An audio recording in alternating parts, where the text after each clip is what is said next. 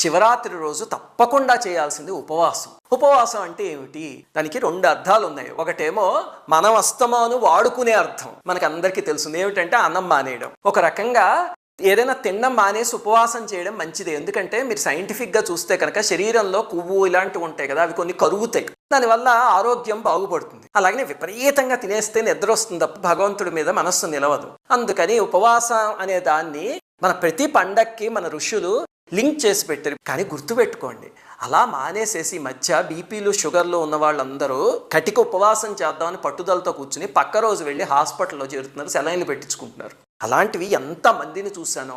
అలాంటి ఉపవాసాలు ఎప్పుడూ చేయకండి, అది మంచిది కాదు. ఇంకా రెండవది, అసలైన ఉపవాసం ఏమిటి? ఇది అన్నం మానేయడం ఉపవాసం కాదు. అసలైనది ఏమిటి అంటే ఉపవాసం అంటే దగ్గరగా ఉండడం. అంటే మన మనస్సు పరమేశ్వరుడికి దగ్గరగా రోజంతా ఉండగలిగితే దాన్ని ఉపవాసం అంటారు.